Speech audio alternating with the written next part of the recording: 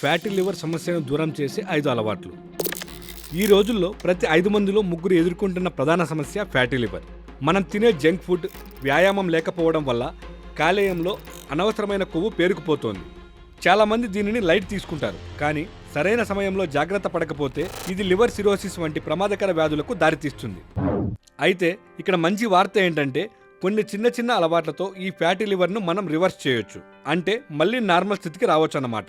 అవేంటో ఈ రోజు వీడియోలో తెలుసుకుందాం. చక్కెర మరియు పిండి పదార్థాలు తగ్గించండి. మనం తీసుకునే స్వీట్లు, కూల్ డ్రింక్స్ మరియు వైట్ రైస్ కాలేయంలో కొవ్వుగా మారుతాయి. వీటికి బదులుగా జొన్నలు, రాగులు వంటి చిరుధాన్యాలను మీ ఆహారంలో భాగం చేసుకోండి. నెక్స్ట్ వన్, రోజు 30 నిమిషాల వ్యాయామం.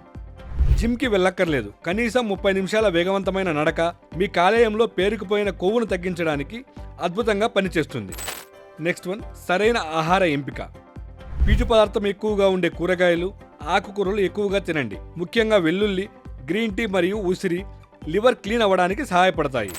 నెక్స్ట్ వన్, మద్యపానానికి దూరంగా ఉండండి. ఆల్కహాల్ అనేది లివర్కు అతిపెద్ద శత్రువు. ఫ్యాటీ లివర్ ఉన్నవారు దీన్ని పూర్తిగా మానేయడం చాలా అవసరం.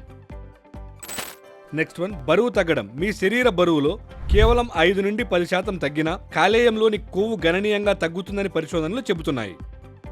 ఇక్కడ ఒక చిన్న టిప్, రాత్రిపూట ఆలస్యంగా భోజనం చేయడం మానేయండి. పడుకోవడానికి కనీసం 3 గంటల ముందే డిన్నర్ పూర్తి చేస్తే కాలేయం తనను తాను రిపేర్ చేసుకోవడానికి తగిన సమయం దొరుకుతుంది. అలాగే రోజుకు సరిపడా నీళ్లు తాగడం మర్చిపోవద్దు.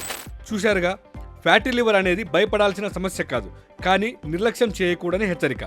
ఈ చిన్న చిన్న మార్పులను ఇప్పుడే మొదలుపెట్టండి. ఈ ఇన్ఫర్మేషన్ మీకు నచ్చినట్లయితే వీడియోను లైక్ చేయండి, షేర్ చేయండి. ఇలాంటి మరెన్నో ఇంట్రెస్టింగ్ వీడియోల కోసం మా హ్యాపీయెస్ట్ హెల్త్ తెలుగు యూట్యూబ్ ఛానల్ని సబ్స్క్రైబ్ చేసుకోండి. ధన్యవాదాలు.